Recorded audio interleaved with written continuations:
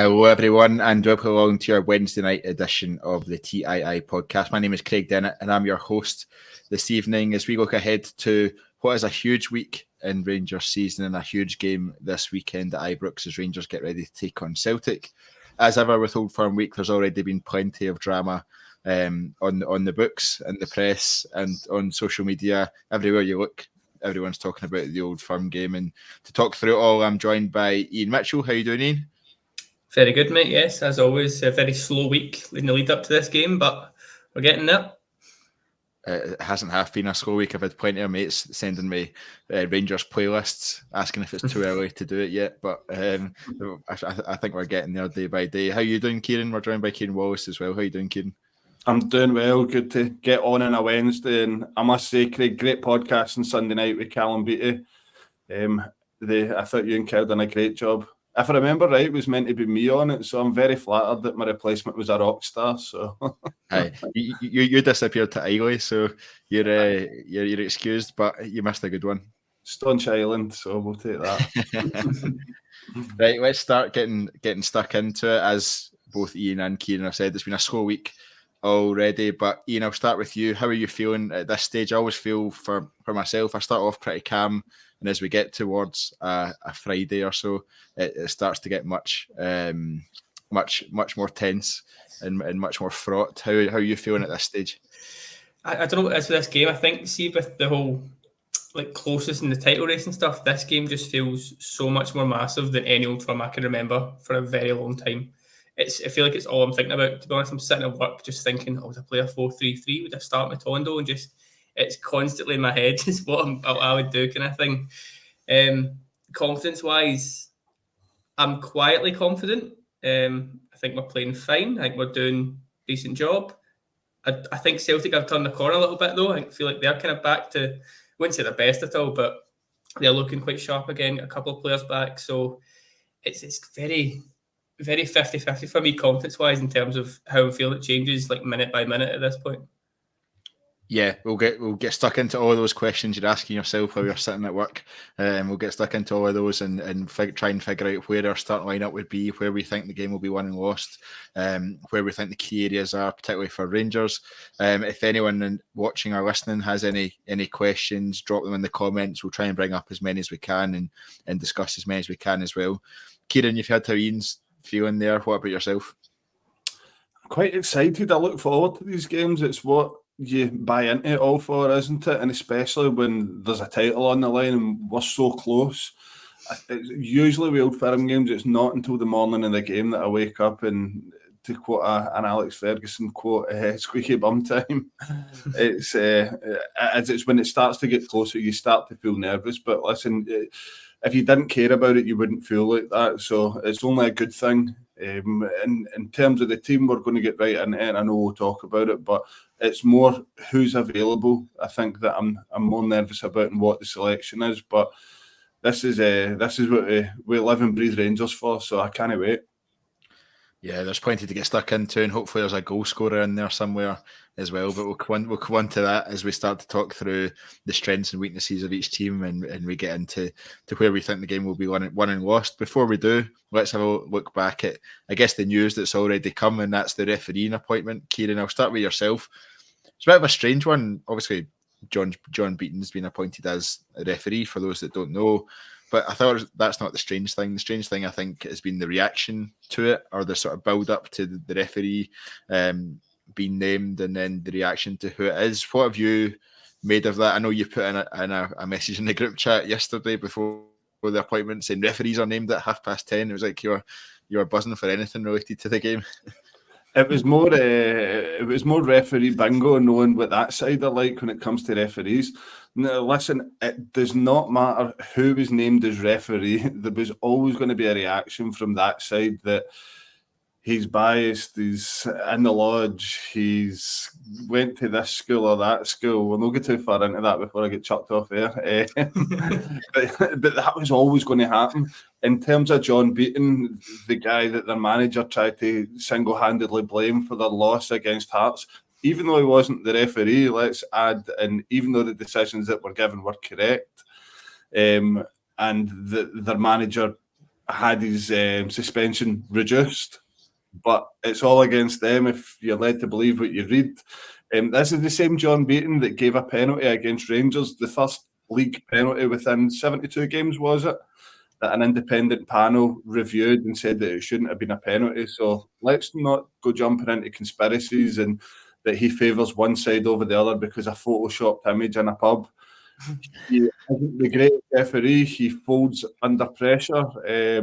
But we could be saying that about every referee in the league. We could be here for days talking about referees, but we know how tedious that gets. So whatever happens on the day will happen. We've been shafted in the last 2 Old Firm games, but we're not starting petitions about referees and etc. etc. So we'll just deal with the hand that's dealt. Ian, should it be this big a deal? Doesn't strike me it should be this big a deal, but what do you think? Not at all. I saw the official BBC News Scotland page yesterday done a tweet saying who the referee was going to be. When does that ever happen in any country, in any game kind of thing? It's so boring, it's so monotonous, but you know it's coming. It's just this weird narrative they set from the first day, straight after the Hibs game. You know, it's going to be all the chat was going to be who was the ref or what have they done in the past to upset us, kind of thing. And straight away there it was. To be honest, as Kyran touched on, there's no ref that could have been announced that I would be happy with. I mean, I think they're all pretty flawed. I've said on here before, we need full-time refs so badly in this country, but we know that's miles away from happening. But it's just such a boring topic. It's as Kyran again said, it wasn't Beaton who made these calls at Hearts. There was a different referee in the pitch making those calls. Yet that narrative's stuck there since that game. Just sheer deflection from the fact they get beat that day. That's all that is. And it's all it will be again now on Sunday if they do lose. It's never defeated, always cheated kind of thing. It's the most true statement about any club I've ever came across. Can I also add in that Beaton received death threats from that side the last time he refereed an Old Firm at Ibrox? Yeah.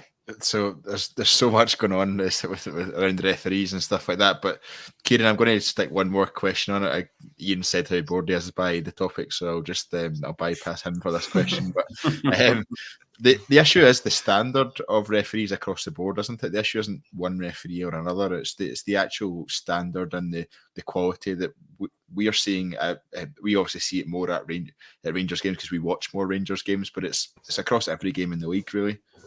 Yes. Even we thought the introduction of VAR would help. It doesn't seem to have helped too much, does it? It almost seems to have complicated things. And I don't think the referees are helped either by the confusion of things like the handball rule, the Hawkeye system for the offsides and stuff like that. It just, nothing seems to be pulling together. And Ian's bang on the mark. It should be full-time. I thought it should have been full-time referees before it was VAR that was brought in. But you've got to look outside the box here, right? Most of these referees have got professional jobs, whether it's, I don't know, high up solicitors, lawyers, school teachers. This is their other job. For us, football's very, very important, but refereeing for them is their other job. Now, you think when you get in for your work, you're knackered and you don't want to do really much more than lie on the couch. These guys have got to go out and referee a game, and don't get me wrong, they get paid handsomely. But at the same time, is the flack really worth it? Is the pressure really worth it? Touching death threats there and the security of your home. Is it really worth it for these referees to be given decisions that is going to see them receive these things? So that's why you see pressure being applied to referees quite a lot. Who'd do it? Let's be honest. But full-time referees is the way to go. I'd scrap VAR and bring that in as soon as we can. But again, if they've been paid handsomely in other professional jobs, it's going to cost a hell of a lot of money to get them full-time as referees. So you can see why they're trying to avoid that. Yeah, absolutely. I mean, but to be fair, you look down south at the English Premier League and you see how many mistakes they make, and they're full-time and they've got VAR, and it's a very difficult job in itself.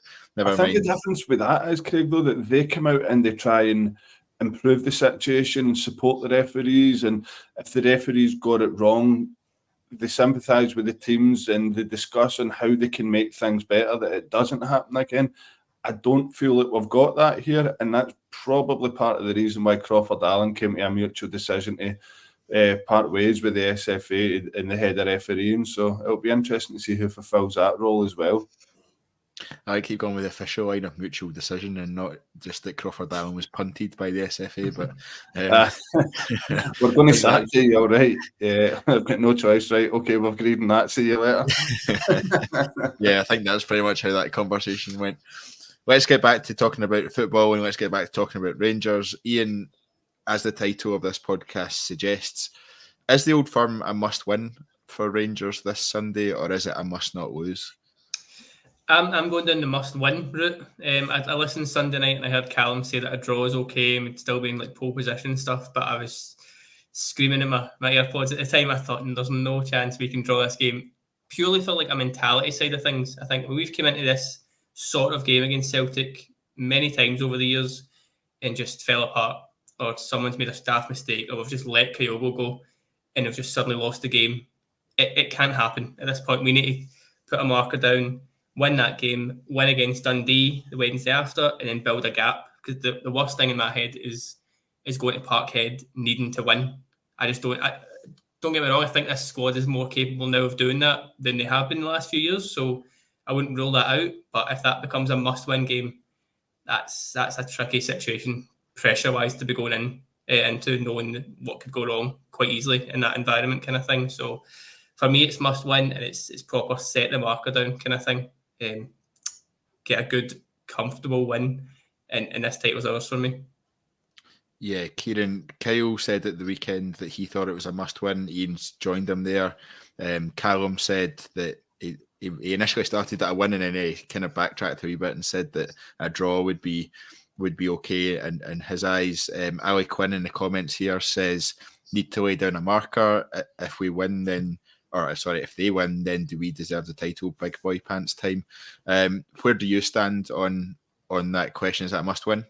I could not agree more. As a must-win, and Ali's right in the comments there. Big boy pants on. You want to win the league? You need to win games like that. You need to beat your nearest rivals. To quote a cliche, it's a 6-pointer. If we go and win this, and then it comes down to Dundee, if we can create a gap there, then I think their heads go down. We've seen them crumble over the course of the Christmas period coming into January, February. I feel that if we can get this one over the line on Sunday, then I think that's going to happen with them. I think their dressing room, the heads will go down. I think they're a very fragile dressing room that don't really believe in their manager too much, and they know that there are a few injuries away again from being a very weakened team. So for me, we've got to win it as an absolute... what's the expression that they use? It's a non-negotiable. It's got to win. And the talk of the draw, I think I heard Andy Halliday talking about it in Open Goal today as well, saying that a draw would suit Celtic much better because knowing that they need to go to Parkhead. And I fully agree with that. So we've just got to go foot to the floor full throttle and go for the win. And there's nothing to say that we can't. We've got guys coming back for injury. The squad's looking a lot stronger. And not just for this game, but for the run-in, that's very, very important for us. So if we can get a win here, get that out of the way, and then Parkhead handles itself. The only thing I'll say about the game at Parkhead is that it might come round a lot quicker than we're expecting. I expect to see that very early in the split, given that the SPFL don't like to see it as a title decider. They kill all the fun. All the fun and all the chaos is taken out of it. No, I think I'd have to agree. I think it's a must-win. I've kind of gone back and forward on it, but given the fact that we have the opportunity to effectively go 1 point ahead in the league with a game in hand, takes you, is it 2 points ahead? I can't remember. I think it's 2 points ahead, actually, isn't it, with a game in hand? So, and then going to Dundee with the opportunity to go 5 points ahead as you head into the split, that's exactly where you'd want us to be. And it's to be honest, I think it's actually probably closer to what we deserve, given how we've played and how consistent we've been since Philippe Clement has come in. I think the turnaround that we've seen in this team since then has been incredible. And bar, I think, one performance against Motherwell is pretty much been at the same standard and always getting better, which has been really encouraging as well. But I think this is the game on Sunday where we really need to lay down that marker, and we really need to, I guess, just cement the belief that the fans have in this team.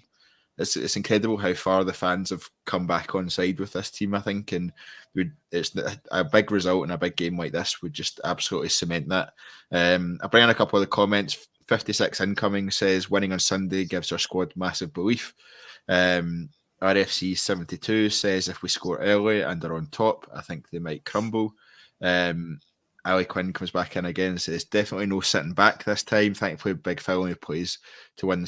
The supporters can play a real part, all about being positive and high energy.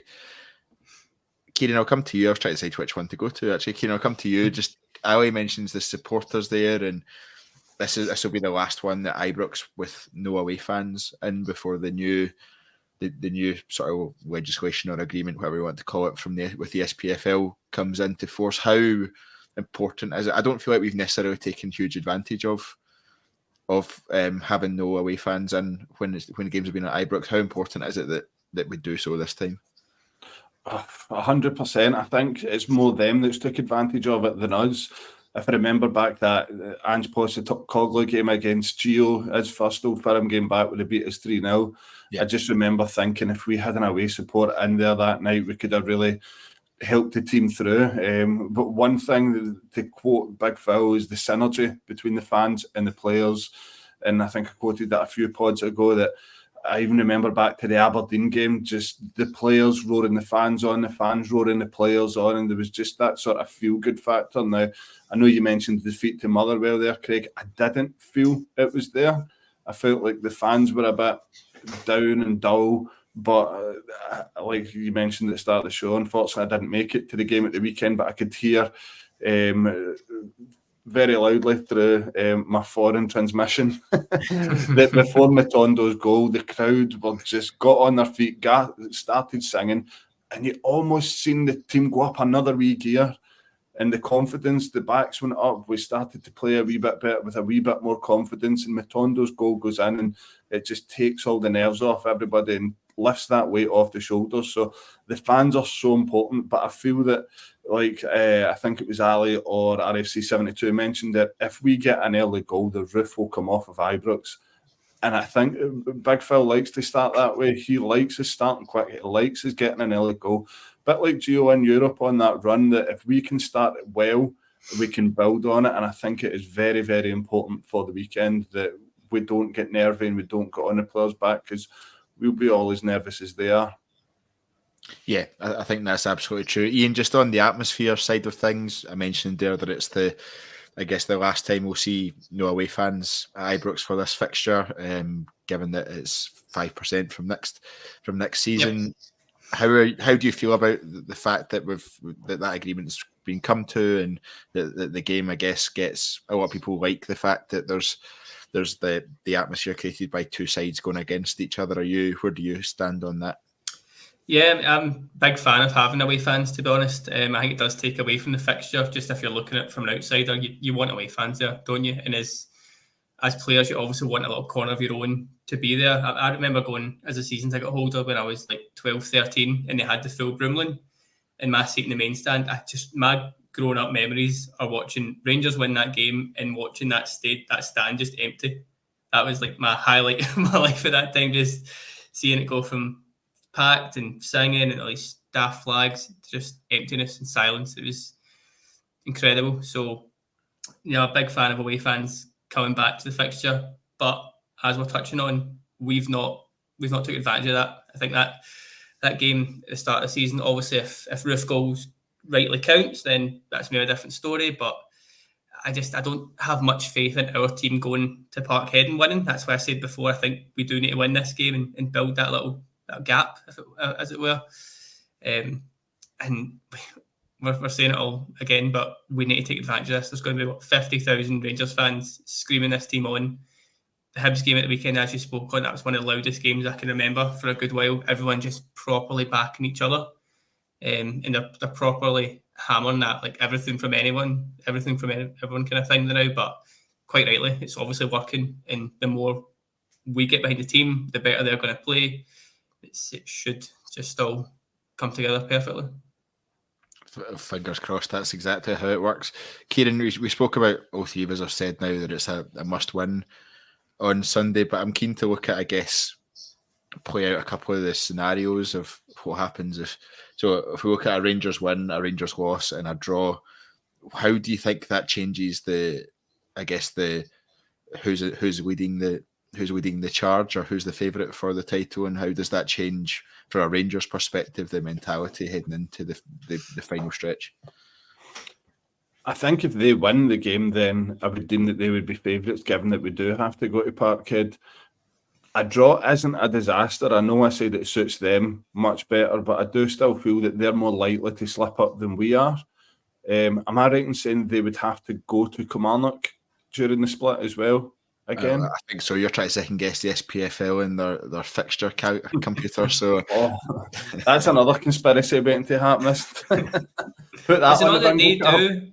They definitely do, but we also would if Hibs don't make top 6. Is that not the kind of caveat to that? So I've seen so many permutations of it. So, but yeah. So sorry, Kieran, on you go. We're not going to cheer Hibs on.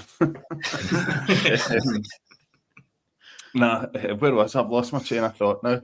In terms of a draw, I feel that yes, okay, it wouldn't be a disaster. It would suit them better, but I do still feel that we can be more consistent in winning games. I think that's something that you can pretty much nail down since Clement came in, that we've went about it one game at a time. He's very, very good at channeling the players' thoughts into week by week instead of looking ahead to where we can be at the end of the season. So their 56 incomings just said 3 home and 2 away after the split. Or they are. Yeah, we're the opposite. So we'd be 2 home and 3 away. Yeah. Not a problem. Saying that, they've not enjoyed playing at Parkhead this season. I really feel that. So that may still suit us. But yeah, a Rangers win for me. I'm not going to say it out loud on here, but I would be very, very confident that we would go on and do good things this season if we got the win. So fingers crossed. Yeah, you did very well there to scut around saying that.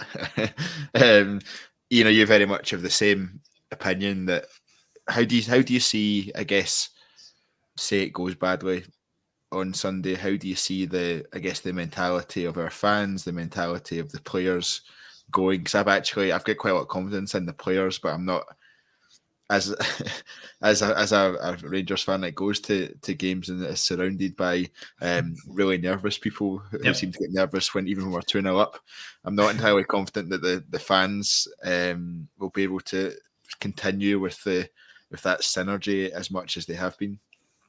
Yeah, I just think after the Motherwell game when we lost, I could feel like a lot of people overreacted. Maybe rightly, that's a game we should have won. If you want to win titles, you need to win your home games, blah, blah. But I feel like a lot of people thought that was us ruining all the good work we'd done.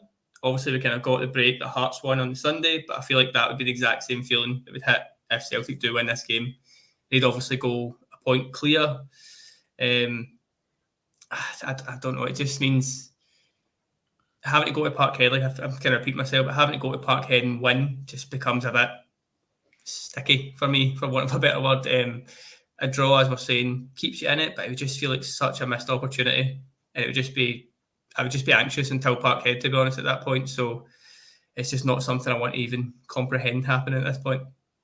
Yeah, I think that's fair. Right, let's start to delve into the game on Sunday and where we think the game will be won and lost, where we think our strengths are, where we think their strengths are, where we think we can maybe get the slight upper edge on them. Kieran, I think the most obvious place to start is the midfield. I think for probably about 18 months now, maybe the last year, 18 months, I don't feel like we've dominated the midfield in any Old Firm game that I've seen. I don't think we've taken control of any meaningful Old Firm game over that time period. That is also where Celtic's strength lies. It's where Cal McGregor sits, who makes them tick.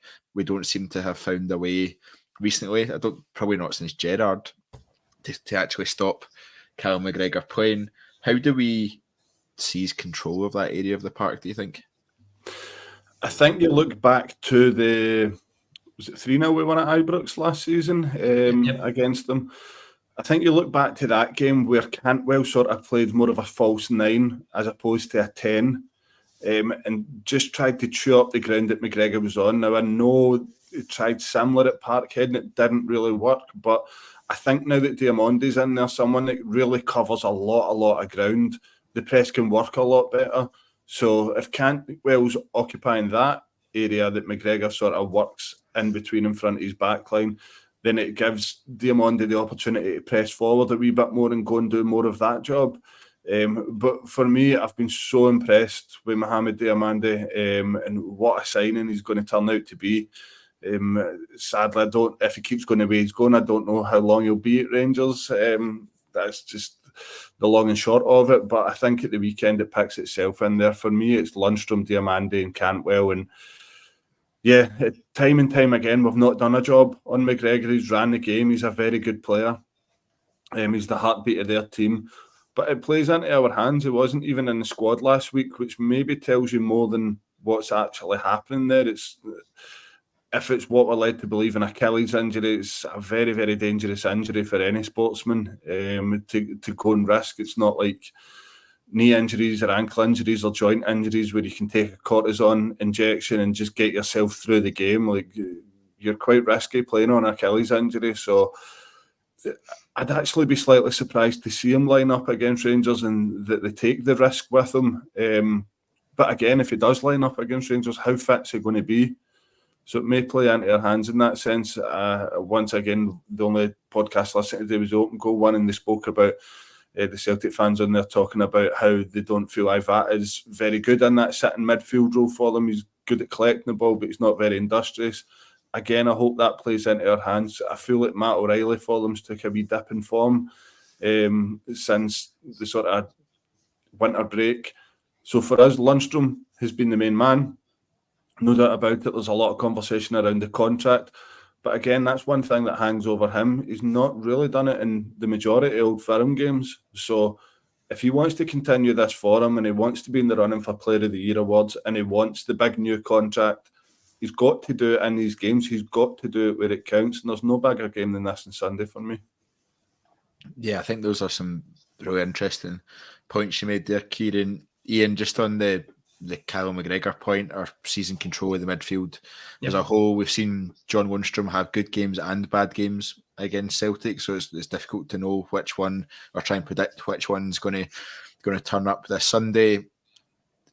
Kyran obviously put forward the potential option of playing Cantwell as a bit of a false nine and just basically sitting on top of Callum McGregor for any defensive part of the game, or even probably most of the game, to be fair, even in our attacking play, just sitting in that similar area. Is that one you agree with? Do you think there's a different way we could approach that? Is Cantwell the person you'd have to do it? A lot of this comes down to who plays left back for me in a kind of strange way. Obviously, we know Ridvan's not quite fit. I don't know if he's been rested for this game, but he's kind of been silenced since he came back from Turkey. So I'm going to guess that Sterling might start left back, but ideally I would want him in the midfield, whether that's right midfield or maybe sort of a midfield three, but I don't see us changing shape like this late in the day kind of thing for such a big game. So if I've got Sterling as a right midfielder, I would just give him that license to just basically charge at McGregor when he's got the ball. Like, I'd much rather see Greg Taylor on the ball carrying that 20 yards and trying to do something than have McGregor on the ball dictating play like we've all got pretty bored of the last few Old Firm games that we've lost. So if it came to it and it's a case of, yes, Cantwell's in that area, I think Cantwell's not quite as disciplined as what Sterling would be, and Sterling obviously is a bit harder on the tackle than Cantwell is. Cantwell loves a daft booking, and if he gets that early on, you're just totally eliminating any sort of defensive ability Cantwell's going to have. I mean, he's just going to ask him for a second yellow as soon as he gets put, kind of thing, you know, the way he plays. So I would try and, I'm not sure how to do it. I'm not sure the best way, whether we're just sitting very narrow and letting Tav kind of cover the right wing. But if Sterling has to cut inside a bit, you're going to have that naturally from Silva on the other side anyway. And you've got they two coming in towards McGregor, and Cantwell, as we're saying, just sort of pressing as and when he can. It's a good sort of three guys coming in. And it might sound a bit excessive because it's one player in Celtic and you're then allowing other players to have it. But if that's funneling the ball to Celtic's fullbacks, I'll have them on the ball all day if it stops McGregor having the ball. So it's a bit different. It's maybe a bit overkill to try and stop a guy who might not even be playing. But I think we've all just got so sick of seeing us not press him effectively and just watching them carry the ball up, taking the ball off the centre-backs and just spraying passes left, right and centre and just, as we're saying, dictating the play. We can't allow that to happen anymore. Yeah, I think obviously the more successful sides we've seen midfield-wise have had the likes of Ryan Jack in it, Glenn Kamara, effectively two sitting midfielders in there. Is that what you expect to see, Kyran, in terms of for the three to be two sitting and one pushing higher up? I'd be shocked to see that, to be honest. It's almost like since Clement came in, I don't think we've played two sitters. Am I right in saying that? It's almost been Lundstrom has been the sitter. Diamonde's almost been the box-to-box 8 with Cantwell or Lawrence, whoever it may be, in the 10. But doing the midfield role as well, doing that centre mid role. So I think there's more responsibility on the 10 to do the defensive side of things. I thoroughly expect it to be Cantwell in this game, excuse me. So I think, was it one of you guys in the Sunday night podcast spoke about when Gerrard started to get it right in the Old Firm games, it all came from chewing up that midfield and getting a lot of bodies in there to stop them from playing. Yeah. And Ian's right. For me, Sterling's got to start on the right. I think it gives us so much more, albeit I don't think he's great going forward. He's not an attacking player. He was very clear about that when he came in, but he slotted into that role very well. So Ridvan being fit could be a huge boost for us in terms of squad selection.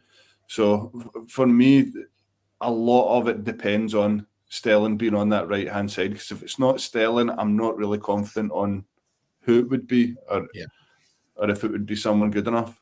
Yeah, RSC 72 just question actually when you said that, don't know off the top of my head about the two sitting midfielders. Didn't you have Lundstrom and Sterling against Aberdeen in the League Cup final and against Celtic at Parkhead? I can't remember off the top of my head. Yeah, he also had Raskin and Lundstrom against Motherwell, and we saw how that went. So that's right. I think that's only 3 games they've played that kind of system against. So yeah, and there's obviously been mixed levels of success in that as well. So you don't know whether that's something you want to hang your hat on, but I think it'll be really interesting to see how that midfield lines up.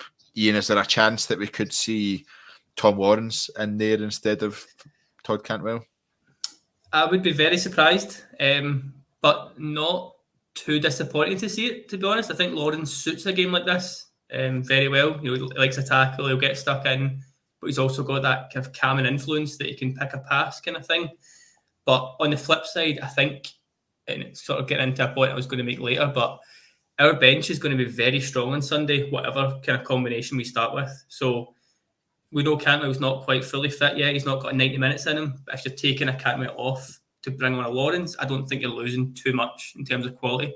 Slightly different players, obviously, a bit less flair, a bit more technical here, but I think that's a great sub to making. And then obviously we're going to have guys like Matondo, Sima, Roof, maybe, to come into the game. So sub-wise, I think that's really going to be vital for us. And especially as we're talking about, they've got a few players coming back, might not make it. I would argue our bench is going to be stronger than theirs either way. So I think that's going to be a major factor in this come Sunday night. Could I add a wee curveball in there, a wee question?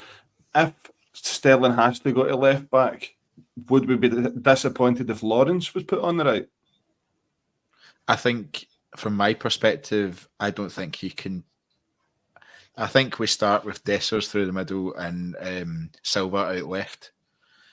So then I think you're deciding, do you put Sima out right or do you put Silva out right and put Sima out left where he's been more successful, or do you put Sima through the middle? There's a whole host of options depending on how fit Abdullah Sima is. For that one, I think if Sima's fit enough, Sima starts. I'd be surprised if Silva didn't start as well. You're then questioning, do we have confidence? And this is probably a discussion I was going to say later on the podcast, but let's bring it forward just now. Do any of us, any of the three of us, have confidence that Cyril Dessers will take the one chance or the two chances he's going to get on Sunday? Oh man, this is going to get clipped up if he scores, but no, I really don't. Let's hope it gets clipped up, but I can't see it. He needs 3 or 4 from me to get that goal. So, do you know what? If it's to be a week that he does it and he makes that big performance and he scores that big goal, albeit he'll go down in the books with Conterman and Morris Edu and lesser players that made their name into Rangers folklore for scoring in these games, then this should be it. But for me, I'd be going with pace against Carter Vickers, given that he's been troubled by a hamstring injury most of the season. I felt like Sakala always played pretty well against him, given the pace that he had in behind the defence. So if I'm picking the team, I'm picking Seema. Don't get me wrong, I thought Dessler's done okay at the weekend. But again, okay doesn't cut it in these games. Chris Boyd's one of the best finishers I've ever seen at Rangers, but when it came to the Old Firm games, a lot of the time he found himself on the bench, and I don't see why it shouldn't be any different now if Seema is fit enough. So for me, I'd play Seema through the middle. I know a few weeks ago I said Roof. It's now not really looking likely that it would be Roof to start, given that he wasn't even in the squad. But again, a great sub to have on that bench. Yeah, I'm liking the idea of, the more I think about it, the more I'm liking the idea of Seema through the middle. I think he's got the physicality. We know he's got the pace. Celtic won't sit back and try and hit us on the counter, or at least I don't think they will. They did that slightly in the first game at Ibrox of the season, but there was still plenty of space, as we saw with the Roof goal and some of the Dessler's chances as well. There was plenty of space in behind at times, so there's an opportunity to try and exploit that. Ian, where do you stand on how the front three is going to look? People are saying that Matondo is going to be an option as well. So you've got the likes of, you could have out left, you're probably looking at, you've got the choice of Silva, Seema, or Matondo. Through the middle, you've got a choice of Silva, Seema, or Dessers. Then out right, you've got probably Matondo could play out there, McCausland, or even you could put a Lawrence, a Cantwell, you could put a Sterling out there as well if you really wanted to. Can't believe you forgot Scott Wright. It was about to be my next point. You've said all those guys, and I think it will be Scott Wright, to be honest. The fact he started at the weekend there, I wouldn't say he played badly, to be honest. He was all right. I can't see any world where he doesn't start right wing, sadly. It's not what I would pick. It's not what I would want. But I don't think he'll start Seema. As much, again, as I'd like that, I'd be quite happy to see Seema start. Maybe not so much up front. Like I get what you guys are saying, he's got the pace, you can get him behind, as we saw at the end of the game, but I just think he's a little bit awkward with his back to goal, and he's better just charging at a team. So if he's left wing, that's fine. I think I'd agree with that. I think we've seen him play his best out on the left, and I'd be tempted to just say, let him have a go at Alistair Johnston and just keep going at him and going at him and going at him and seeing what. There's a comment there from RFC72 that's saying Silva is like the central striker just dropping in the same way we done at the end of last season. I know that game didn't really mean anything, so you've kind of got to caveat that with the fact it was a little pointless, but that was very dominant with Cantwell in that role, dropping back, and then Sakala was just charging on. I think it was Sakala and Matondo that started that day, if I was right, just sheer pace from the wings. So if you've got someone like Seema and Matondo with a Silva dropping in, or if that has to be Cantwell at times, I think that could absolutely trouble Celtic. As I say, what I would want to see and what I expect to see are two very different things. I think it will just be the same as the weekend, really. I don't see Seema starting. I think Matondo is much better off the bench. Just that he's never started and done it for us. It's just fact, really. But it just comes back to my earlier point. It gives us so much options off the bench that if there's 20 minutes to go and the game's tied or it's tight either way, we've got to be excited by the guys that are coming on, which is not something we've been able to say all season. Yeah, right. I'm going to put you both on the spot here and say, right, who you starting as your front three. Kyran, I'll let you go. You go first. I'm going to go Silva on the left, Seema through the middle, and Sterling on the right. Sterling the right wing. But again, comes with a caveat. Depends if Redvan's fit or not. That's how I'd start.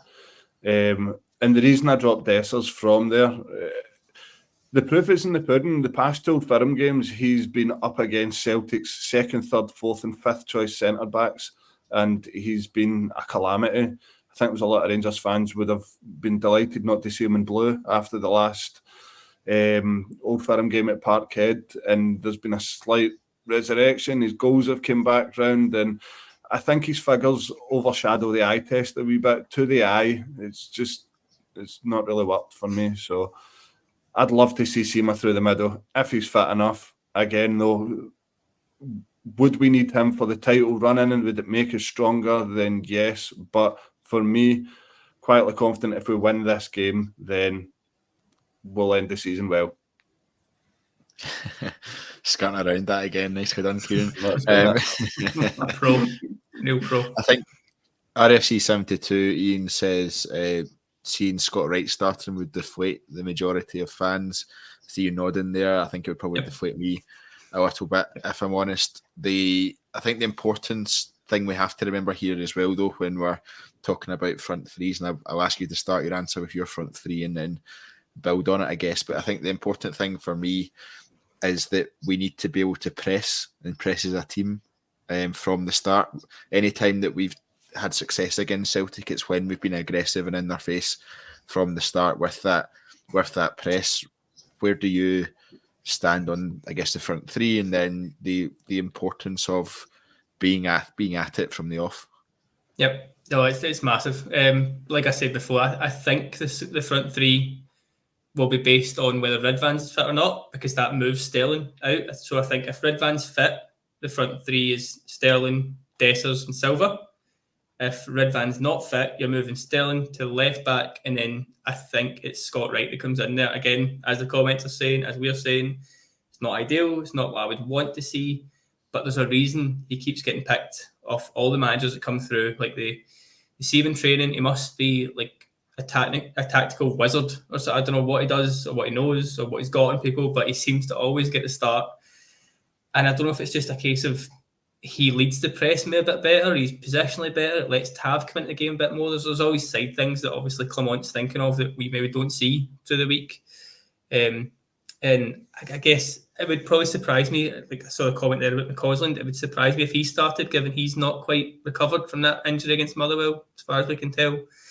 But no, again, just to go back to the other point as well, it's so key we get this press right, because what was killing us under Bale especially was that Dessers would press, and that'd be fine, he would be right too, but he wouldn't have the backup behind him, so he could just get cut off by one pass to the other side, and then suddenly we're a man down for every other pass that happens in the back of that.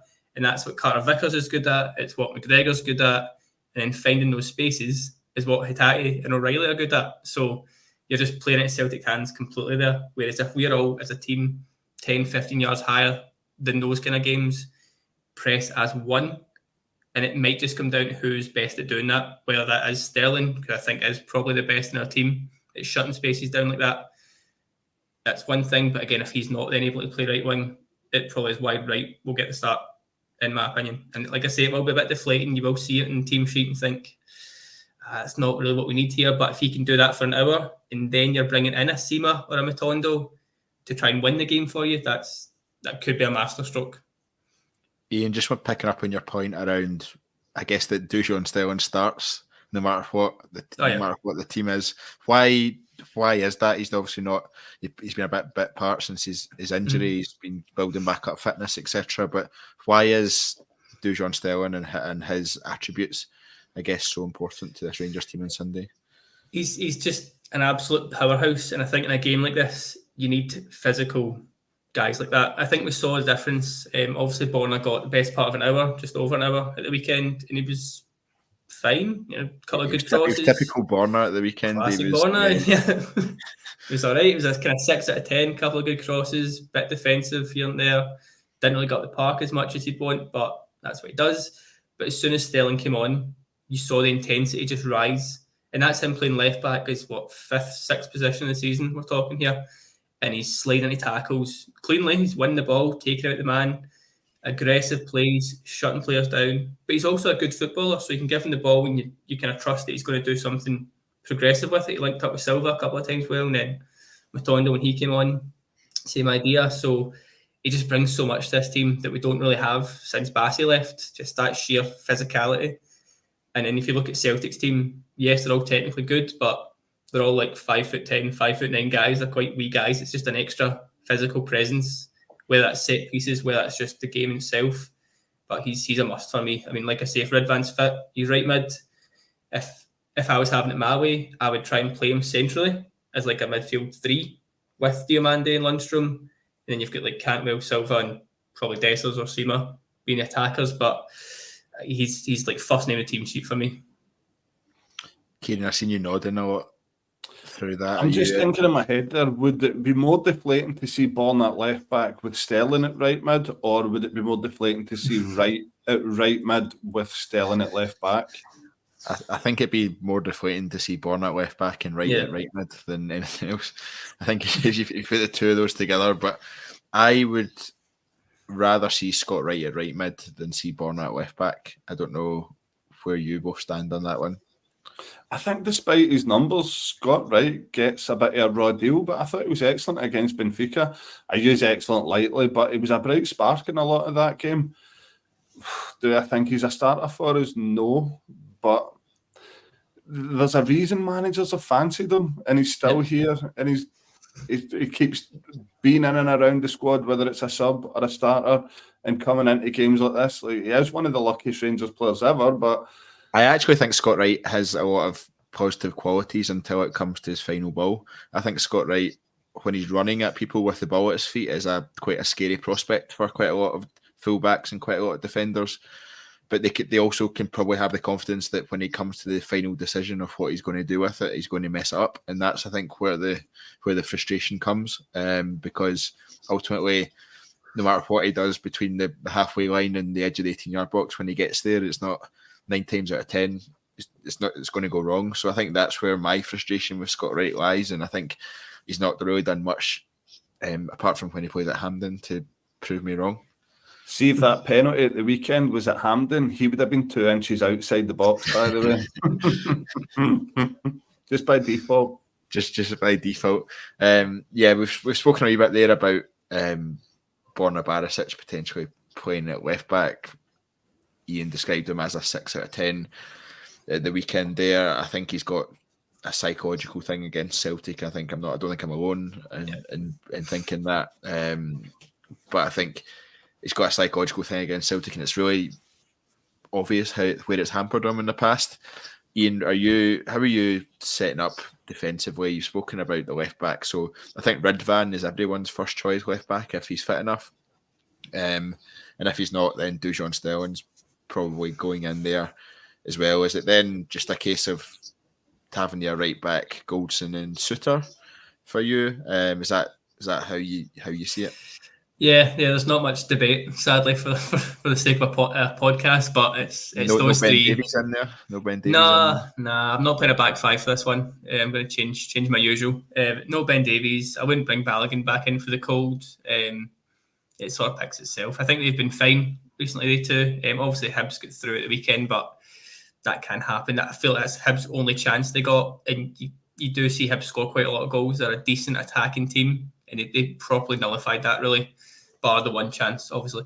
I think as long as Goldson and Suter are aware of the threat Kyogo brings and just try and track him, because, again, it's something that, like the McGregor dictating play, Kyogo getting the space and timing that run well just happens so many times. We need to be alert to that. Just make sure we know it's possible, we know it happens. Someone keeps an eye on him, whether that's the case of Suter just tries to man mark Kyogo the full game and Goldson drops, or vice versa. As long as there's a bit of a plan set in place there, that's what I want to see. Again, if Balogun or anyone else came in from the cold, I'd be shocked. So pretty self-explanatory, that part. Yeah, Kyran, I felt, especially in the Hibs game at the weekend, but there's been a couple of other games recently where I felt we've actually been quite open defensively, particularly when teams are counter-attacking against us. I think it was at the weekend that actually I saw Tavernier and Diomande having discussions time after time when Hibs were breaking on us as to who's responsible for taking what man and what position they should take up, etc. Doesn't fill me with confidence. At the moment, the team, especially when the opposition are counter-attacking on us, how do we ensure that remains a tight, solid defence that we can then build on Sunday? It's $1 million question, isn't it? Just from my own point of view, the game at the weekend, I think things changed slightly in terms of Tavernier going down the wing and down the outside, whereas we've been used to him playing it inverted. I don't know if, again, that comes down to Ridvan being out and the two players are very suited to being inverted fullbacks, but I think that would work in our favour this weekend. given how much was spoke about the dominance in the middle of the field that we need to stop. For me, I would be a wee bit worried if Celtic turned up and sat in and tried to hit us on the break and try to use Motherwell's blueprint of stop us playing it out from the back, but at the same time, like, just keep the door shut at the back. I'd be more than happy if they come out and played against us. Hibs, when you look at it, did come out and play against us. I always find it quite a highly entertaining game against Hibs because, in all fairness, to give them credit, they do come out and play. And it always makes for a good game, even if it does wind up a draw and it's not what we're looking for. In terms of trying to look at it down the middle, in terms of a quality of football, like, it always tends to be a good game. So in my mind, I hope that Celtic do come out and try and play, because we've seen that in Europe as well. Teams like Betis coming out and trying to play against us, and we picked them apart on both occasions. So I really hope that we can keep that door shut at the back, but at the same time, we don't go too high with that line. We keep Kyogo quiet. He's showed in the past 2 for him games he's been the difference between the two teams. And I really don't hope that's the case this weekend. So if we keep the door closed at the back, then I don't see any issues. Yeah, I think I have to agree with that one. I think if you'd asked me a couple of weeks ago, I would have had full confidence in our defence and how they would handle any situations. Something seems to have switched in the last couple of weeks. I don't know what it is. Like you say, Kieran, it might be positionally. Tavernier's been pushed slightly further up, which is then knocked off the balance a little bit, or whether it's kind of opened us up a little bit. Which, when Philippe Clement first came in, he was very much the fullbacks can push a little bit, but they can't keep pushing. They can't keep both pushing all the way up to the opposition box, because that's where we were getting caught time and time again when Michael Beale was trying to do that, and it was leaving those gaps. So I think it'll be really interesting to see how we set up and how high James Tavernier and whoever the left back is actually push in this game, because there's a couple of times where against Celtic in the past where we've been caught on the ball in midfield, and it's just meant that they've hit us on the counter and the fullbacks have been too high, and that's a continued concern. I think for me, whenever we go into these games, I think it is a real concern, right? So I think between us, we've probably put 2 or 3 different lineups there, but let's try and settle on one. So Jack Butland in goal, I think, is pretty straightforward. Central defensive partnership of Goldson and Suter. Right back, James Tavernier. Left back, I'm going to say that Ridvan's fit, so we'll go with Ridvan being fit. Midfield, you're looking at Lundstrom, Diomande. I'm going to go for Cantwell. I know Lawrence is a potential option there, but I'm going to go for that. And then I think Sima was being primed for this coming week, so I'll go Sima left, Silva through the middle. I'll let you decide who goes through the middle, and I'll stick to John Sterling out right. Are we roughly there, do we think? Scott Wright through the middle. Scott Wright. I think you're right. Yeah, I think we're more or less there. I do like the idea of Silva through the middle, right enough. But he'll go with Dessers. I have no doubt about it that he's going to go with Dessers. Yeah, I think they can. The one thing we need to take into consideration is the physicality that Carter Vickers has. Outside of Callum McGregor, Carter Vickers is Celtic's best and most important player, and we need to understand that and work out how we combat that. My worry with Dessers is, although he's a more physical player, he can get quite easily caught into just what was it? Lawrence Cantwell there. Lawrence Shanklin said about his judo fight, Kirk Broadfoot. It was just a judo match or something like that, wasn't it? I think Cyril Dessers can quite quickly get caught into that and lose sight of what his actual job is on the day. But yeah, I think Cyril Dessers through the middle, Seema's out left. So I think that's probably where we stand. So if anyone's watching, anyone listening, fancies sharing their starting 11 prediction for Sunday, please do put it in the comments. And just to round us off, I think we'll go for a wee bit of fun and a wee bit of a score prediction as well. So Iain, I'll come to you first of all on that one. Jesus, this is a bit that's clipped in it. 2-0, all business. 1-0 first half, 1-0 second half, with a nice Tav penalty in there. Just of course, there's going to be penalty drama. There's going to be VAR drama. Just Call it now. It's Tav penalty. I like the sound of that. I'm going to go for 1-0 Rangers. Kieran, where are you thinking? I seen a good tweet along the lines of what Ian saying there, saying that it'll be a Celtic win or Celtic will get cheated. It's one of the two. Yeah, I'm going to go 2-1. I don't trust the defence enough not to let them score. I hate to say that. I absolutely hate to say that.